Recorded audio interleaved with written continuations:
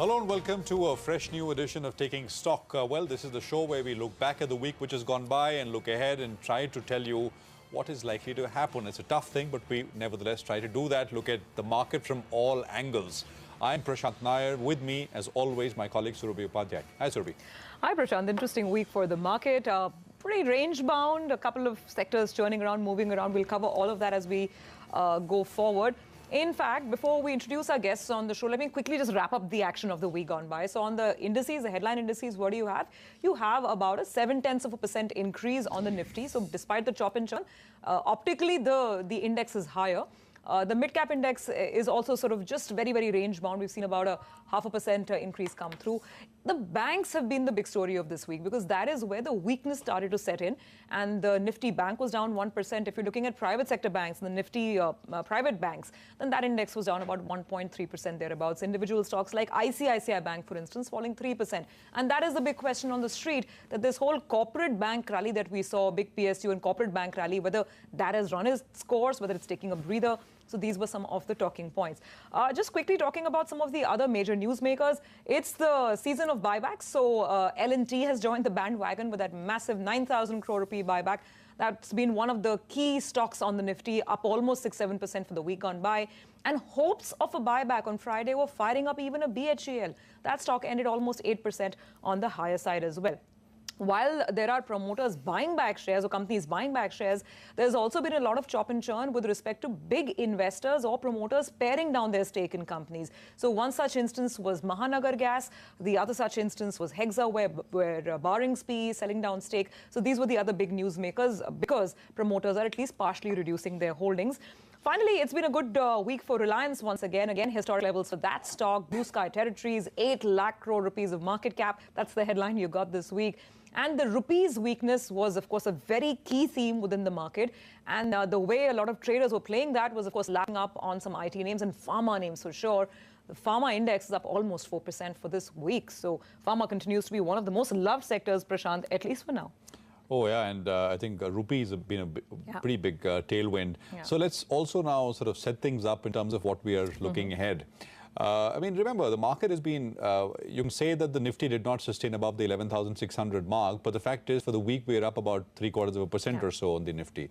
So we are gaining altitude, and as you gain altitude, the air gets thinner, and as the air gets thinner, I think it becomes more prone to accidents. I mean, same is the case with the S&P 500 as well. We highlighted earlier in the week that the S&P 500 is now essentially in its longest winning streak. I mean, it's not seen a bull market so long ever, right? So let's start with the S&P 500. If we can have the graphics up. I'm saying this for the first time in many weeks. I've been saying for weeks on end that the S&P is on track to making a new high. In the week gone by, it has actually made a new high. It's crossed the sort of record for the longest rally and it's also made a new record high. But as I said, I'm highlighting the fact that it's now showing signs of some fatigue. The reason I'm saying that is because for the last 2 weeks, the number of stocks which are hitting 52-week highs, not just on the S&P, actually more on the NASDAQ as compared to the S&P, I mean, that ratio is starting to come off a little bit. It's a very imprecise indicator to I mean, this is a weekly kind of a look back and look ahead. It doesn't really work in a weekly kind of a time frame. But, it does. It is a short, good indicator of whether the market is starting to tire out a little bit. You tie that in with that record of the longest ever bull market, I mean, you start to sort of get somewhere. The US 10-year yield, which has been moving higher, which people were talking about 3.05, 3.1 kind of levels. It doesn't look like it's actually going to those levels now. It looks like it's putting a top in place. I mean, technically speaking. So the S&P starting to maybe look a little wary. The 10-year, which has rallied along with essentially on optimism, on data, on record profits, on tax cuts, etc., along with the equity markets, that's starting to look like it's putting a top in place. Not a very good picture. The dollar, let's come to that. The dollar typically weakens going into midterm elections, which are not very far away in the US. So that is another thing to keep an eye out on. Now, when we talk about the dollar, people talk about the DXY, but the dollar, the word gets thrown around. The point is, what is the dollar going to strengthen against and weaken against? Typically into US elections, it weakens against other G10, actually even the G3 currencies, and not really against emerging markets. What you want to see is it weakening against emerging market currencies, which doesn't really happen. So again, it's a bit of a mixed picture on the dollar. Oil, I've been saying for a while, the overall setup looks bearish. I mean, it can get pops, etc., but the overall setup looks bearish. 63.5 is the support. It actually got to 63.5 recently, and then it sort of bounced back. Let's come to India. I think finally the realization is setting in that 69 is kind of the new normal for the rupee, the dollar rupee, 69.70, that kind of range. I don't think anybody's expecting this to sort of keep going to 71, 72, but it should stay around this range. And if that is the case, it has got implications, as Surabhi was pointing out, for pharma, IT, how much more outperformance, etc. And the Nifty itself, it continues to march ahead. It failed to sustain above 11,600, but it is up this week. It made a new record high above 11,600 on Thursday. So, I mean, as far as the market is looking, is gaining momentum, is gaining strength. No reason to really doubt it. But I would say overall, looking at this picture, as you keep gaining altitude, I think one needs to sort of, watch any incremental development, which may be small when markets are lower, but may gain sort of more significance at levels that we are actually trading at, not just here in India, but around the globe as well. Surabhi. Absolutely. And one of them being the way oil prices are moving, because one thing we saw this week was, as you were talking about it, that's been one variable that's kind of started moving to the upside again. Well, let's discuss all of these cues with our guest on the show. Joining in to talk about the market this week is Ratnesh Kumar, MD and CEO of PopCaps. Great to have you with us on the show, Ratnesh. So, looking at the setup and where we are, it's been a big rally. It's been a rally that's slightly broader than earlier. But are we running into headwinds, or do you think that the current momentum can actually even take us higher? So, in the overall context of the market, I think the market is still, the rally is fairly narrow-based. Driven by a very, very select few sectors, and especially on the large cap side. And what is playing out at present is that the corporate numbers, earnings have begun to come through, quite in a positive way. So the companies have begun to do better. Some of that is also the base effect which was there from last year of GST and demonetization.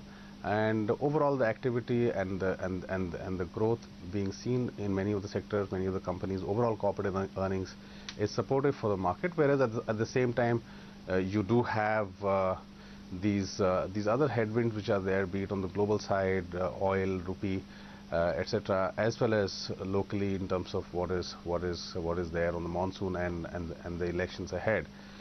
So yes, and the market is about little about the one standard deviation ahead of the long-term average on valuation. So it is not cheap. So it is in a kind of in a middling zone right now. There is you can say a little bit of a tussle between improving corporate fundamentals versus the macro factors. Mm-hmm. So if what is your own opinion? You've been in the market a long time, Ratnesh. You've seen cycles. I mean, so where are we at? Are we at the fag end? Are we in the middle? Where are we at now? No, I think this year is going to be a year of moderate, subdued sort of returns. Simply because some of the, you can argue that some of the corporate earnings recovery is being priced into the market from where the valuations are, and those on the global side, be it the dollar, oil, or local political sort of events over the next 6 to 12 months, those will remain. So I think this year is going to be probably a 5 to 10% return kind of year for the market, which is I guess in the context of recent history is not very high, but it is, you can say, a consolidation period for the market. We are up 10% this year on the Nifty, Ratnesh. Yeah, so I think so I think if we exit the year in and around current levels, I think it'll be a fairly good outcome, good performance for the market. What about earnings, Ratnesh? I mean, the first quarter has given the year a nice start. I guess barring some of the banks which have issues, and that's well known. Consumer companies, for instance, they've come out with some great numbers. So how do you view the earnings trajectory, and could that give further impetus to this rally beyond the sort of levels that you're speaking of right now? So earnings during this quarter, which just got reported for June, I think you can look at three factors which gave it a boost. One of which is the base effect from last year, because June quarter last year was still the destocking phase for the GST. Second is you had a little bit of a boost from the rupee weakening, and third was because the oil prices going up. There were some inventory gains which were there in the oil companies. So when you're looking ahead, I think clearly the pace of rupee weakening and the oil price increases that you saw over the course of last quarter, that will not be there. But overall numbers, I think for the year as a whole, certainly you could look at 15 to 20% type of earnings growth finally coming through after many years of such expectations, which ultimately get belied in the second half. But I think you are well positioned in the market overall to get 15-20% return. First quarter was around 20% growth in earnings, but because of also held by some of the one-off factors. Going ahead for the remaining 3 quarters, what you will see is the bank's performance getting better, because a lot of the provisioning pressure is easing off, and naturally growth in many sectors is coming back. So both of those factors should mean that for the year as a whole, we will still get to around 15-20% earnings growth number as we saw in the first quarter, despite some of the one-off factors not being there. Fair enough. I mean, when we spoke with you in June, Ratnesh, actually, you were bullish on steel, cement, auto, domestic consumption. We'll get to those in a bit, but just stick with banks for a bit more. So are you saying that there is a big opportunity here? I mean, maybe essentially corporate-facing banks. Axis, in the very near term, looks a bit overbought, but it's coming out of a long period of underperformance relative to the market. ICICI Bank, maybe a Bank of Baroda. What's your sense? So I cannot comment on my parent bank stock, company or the stock for sure. Okay. But overall, I think if you look at the banking sector, over the last 4 or 5 quarters, you had especially the provisioning numbers coming through much higher than what was being estimated. Some of that could have been because of changes in regulations, and some of that, but that I think has peaked out. Overall provisioning numbers for the sector has certainly peaked out, and you are beginning to have some progress in some of the resolutions. So one of the things which will be kind of positive for the banking sector when you look 12 months ahead is that the provisioning numbers on a 12-month ahead basis will be vastly different versus the last 12 months. Secondly, I think you also had growth numbers not being that healthy, which is also coming back now within the banking sector. So I think when you look at the market overall, you have, especially amongst the select sectors and stocks which have kept the market at all-time high levels, the valuation differential between what has kept the market high and the others is quite high. And one of those others where you still have valuation on your side is on the banking sector, especially the ones which suffered because of heavy provisioning, etc. So I think you certainly on a 12-month basis can look at outperformance from that segment. Okay, so then would you be referring more to PSU banks, or you'd be largely sort of more comfortable with some of the private sector banks that do a lot of lending to corporates, some of the likes of ICICI, etc., Axis, where there's also management change, there's a lot going on. But is that the side you'd be more comfortable with, or would you even look at PSU banks?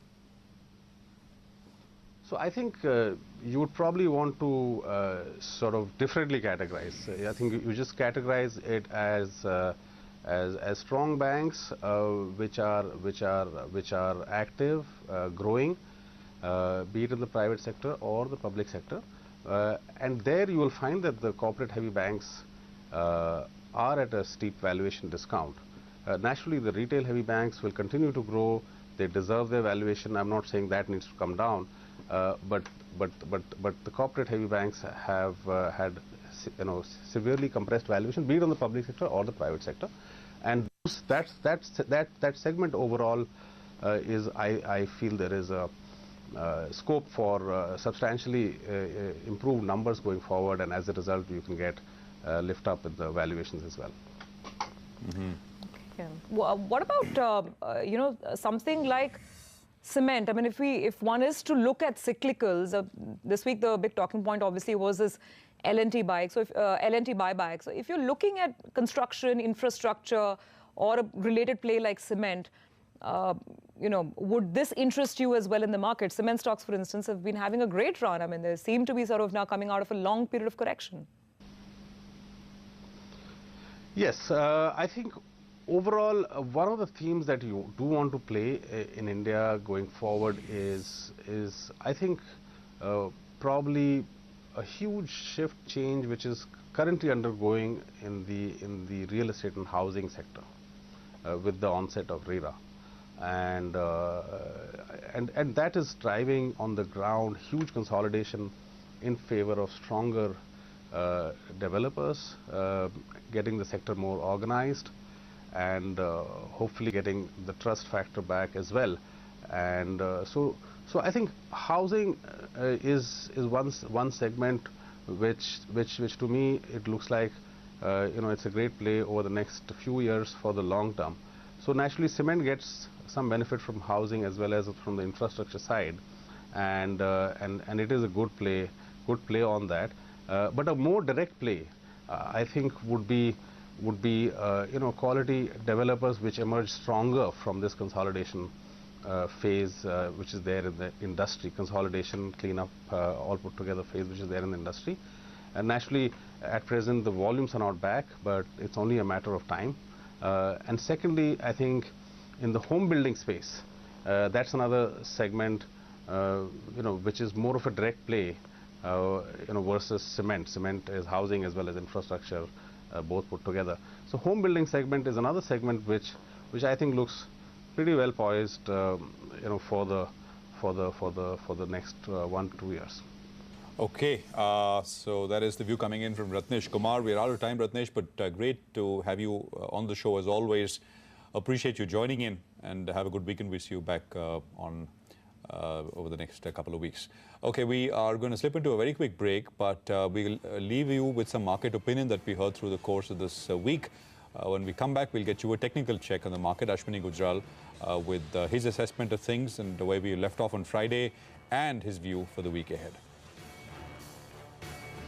When you look at forward multiples, the markets may look at above the long-term average multiples, but the earnings growth cycle is what it is more excited about right now. And as we have seen the disappointments in the last 7-8 years of down cycle, we may be up for surprises in this up cycle also. Generally, if you're a small investor out there, it's time to be circumspect on valuations. Those who have the easy money in this rally is clearly made, and we are facing a challenge on the macro front, especially on currency and on liquidity. Liquidity is courtesy America. The currency challenges courtesy our own very robust consumption. Compared to the situation what was about 6 months ago, at the end of calendar year 2017, when mid caps and small caps were on a roll, I think the main deterrent was basically valuations, and at that point in time, valuations were completely untouchable. Since then, we've seen a fairly decent amount of correction in the mid cap and the small cap space. The index itself has corrected quite meaningfully, and then individual stocks have done even more so. So I think now at least we are in a position to assess some of the companies that we liked earlier but were unable to buy. We'll get a fairly decent chance to build a position in the mid and small cap space for an eventual return target of 2-3 years and beyond.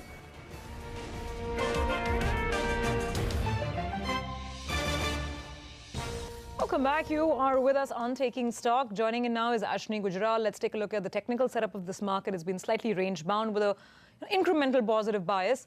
So, Ashwini, we are still up 0.7% on the Nifty. The banks have taken a bit of a backseat. How do you sum up things? See, I believe that there is a lack of follow-through that's coming in, beyond 11,600. Now, till yesterday, consumption, FMCG, etc., they were holding up the market.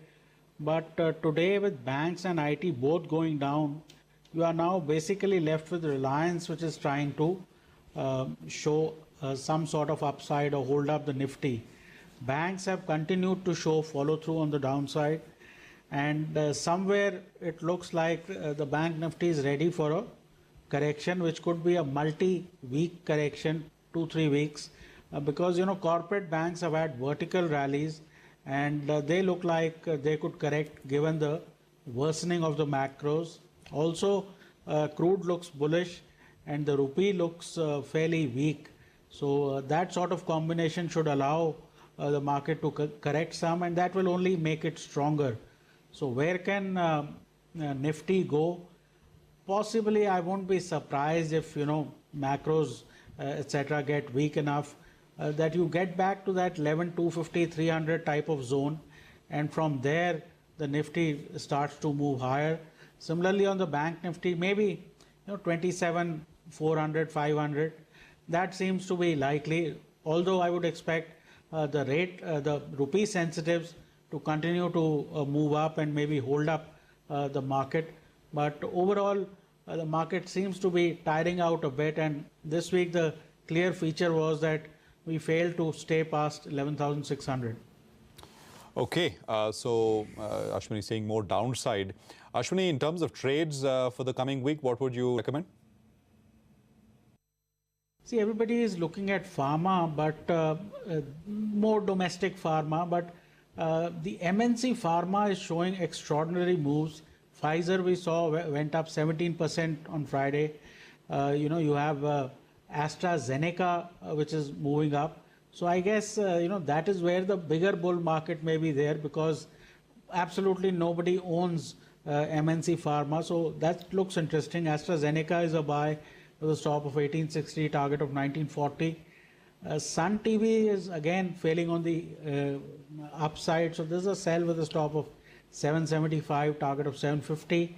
And Titan, I'm afraid to say that it may be topping out, because this time the rally that we had has failed to get past the previous rally. That often makes for a head and shoulder style pattern. Now where can that go? That can possibly go towards 700, 750 over a period of time, once the 850 zone starts to break down. So on all rallies, now Titan is an exit. All right, Ashwini, thanks very much for that. Appreciate you joining in with that technical take as far as the markets are concerned. So it'll be one more week done. Ready for the next one. Well, the weekend first, and then absolutely we will see you bright and early Monday morning with the market.